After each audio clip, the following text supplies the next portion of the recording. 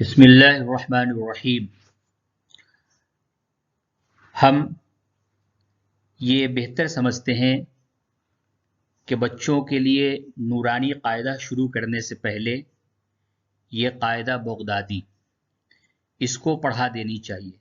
जिस तरह से कि कॉन्वेंट में शुरू में बच्चों को छोटे छोटे पोयम ज़बानी याद करवा दिए जाते हैं, इसी तरीके से इस कायदे के अंदर हरूफ बच्चों को ज़बानी याद करवा दिया जाए।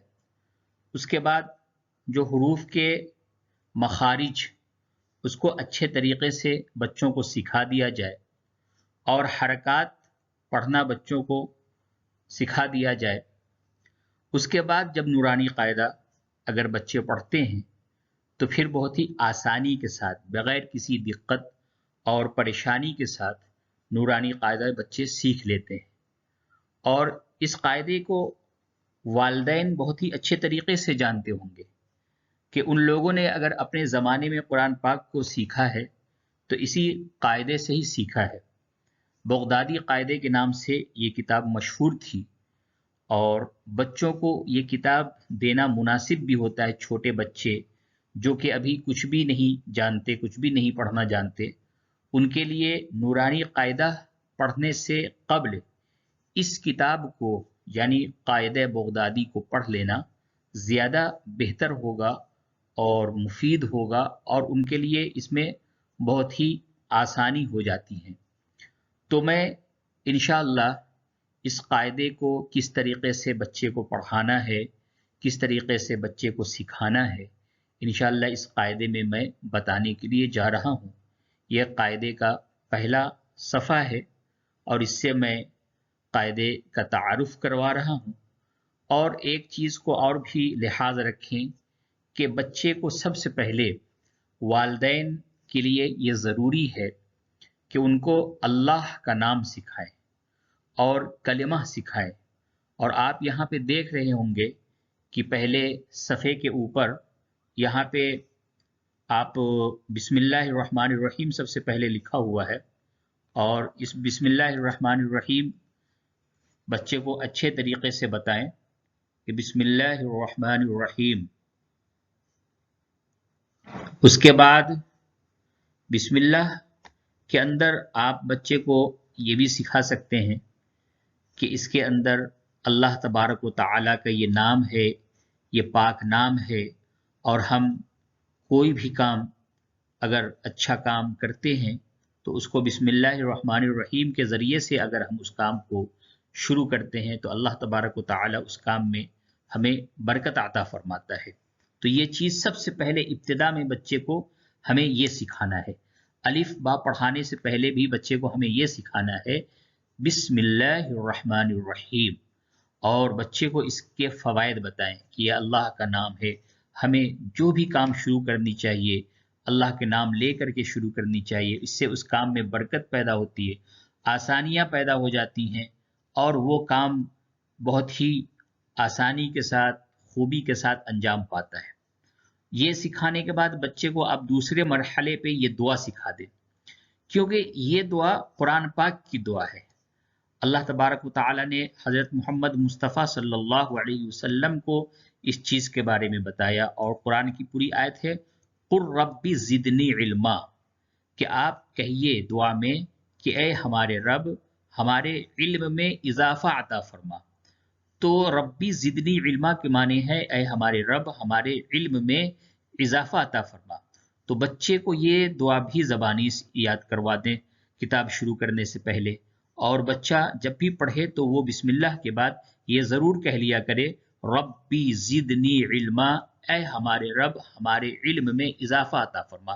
क्योंकि अल्लाह तबारक व तआला की मर्ज़ी, अल्लाह तबारक व तआला की मंशा के बग़ैर हम कुछ भी नहीं कर सकते। जब अल्लाह की मर्ज़ी होगी, जब अल्लाह चाहेगा तो हम कोई भी बड़ा से बड़ा काम हमारे लिए बहुत ही आसान हो जाएगा। इसलिए किसी काम के शुरू करने से पहले अल्लाह से मदद मांगना, अल्लाह का नाम लेना, ये हमारे लिए बहुत ही ज़रूरी है। उसमें आसानी भी होती है और उस काम में बरकत भी होता है। तो ये बच्चे को ये दुआ सिखाना है रब्बी ज़िदनी इल्मा, रब्बी ज़िदनी علما، نورانی قاعدے میں جب آئیں گے تو وہاں پہ اور بھی بڑی دعا ہے، یہاں پہ یہ مختصر دعا، اور اس کو بتائیں کہ حضور صلی اللہ علیہ وسلم کو اللہ نے یہ دعا کرنے کو، یہ دعا مانگنے کو کہا تھا، تو ہمارے لوگوں کو بھی چاہیے، حضور کے امتی کو بھی چاہیے کہ اس دعا کو اللہ تبارک و تعالی سے مانگا جائے۔ جب نبی صلی اللہ علیہ وسلم اس دعا کو مانگنے کا حکم ہے تو ہم لوگوں کو تو اور بھی زیادہ چاہیے کہ اس دعا کا اہتمام کریں۔ اس کے بعد ہم نیچے آتے ہیں، یہ تو کتاب کا نام لکھا ہوا ہے، کتاب کا نام ہے قاعدہ بغدادیہ۔ اس کے بعد نیچے دیکھیے یہ کلمہ طیبہ ہے، جس طریقے سے آپ نے دیکھا ہوگا کانوینٹ میں، اسکول میں بڑے بڑے فیس لے کر کے اور چھوٹے چھوٹے معصوم بچوں کو وہ لوگ بہت کچھ سکھا دیتے ہیں، کیا ہے کہ اس کو بار بار بچے بولتے ہیں، پڑھتے ہیں تو وہ سیکھ لیا جاتا ہے۔ اور اس چیز کا بھی خیال رکھیں کہ کلمہ طیبہ جب ہم اپنے بچے کو سکھاتے ہیں تو اس کو معنی کے ساتھ سکھائیں، تاکہ بچہ یہ سمجھ سکے کہ ہم کہہ رہے ہیں تو ہم کیا کہہ رہے ہیں، کیونکہ ہماری زبان اردو ہے، ہندی ہے، اور ہم لا الہ الا اللہ محمد رسول اللہ ہم نے تو کہہ دیا، لیکن اب اس کا مطلب کیا ہے، یہ مطلب بھی اگر چھوٹے بچے کو شروع سے ہی، بچپن سے اگر یہ بتایا جائے تو اس سے یہ فائدہ ہوگا کہ وہ کلمہ کے ساتھ ساتھ کلمے کے معنی کو بھی سمجھ جائیں گے۔ تو چلیے کلمے کا معنی اور کلمہ کیا ہے، لا الہ الا اللہ محمد الرسول اللہ۔ رسول اللہ میں یہ خیال رکھیں کہ عام طور سے یہاں پہ بچے یہ غلطی کر دیتے ہیں کہ رسول اللہ کو رسول اللہ بول دیتے ہیں، تو رسول اللہ پہلے کلمے میں رسول اللہ لام کے اوپر پیش ہے، اس چیز کا خیال رکھیں، یہاں پہ اکثر و بیشتر بچے یہاں پہ غلطی کرتے ہیں۔ تو آپ اس طریقے سے کلمے کو بولیں، لا الہ الا اللہ محمد الرسول اللہ، اللہ تعالی کے سوا کوئی عبادت کے لائق نہیں، اور حضرت محمد صلی اللہ علیہ وسلم اللہ کے رسول ہیں۔ اس کے بعد کلمہ شہادت ہے۔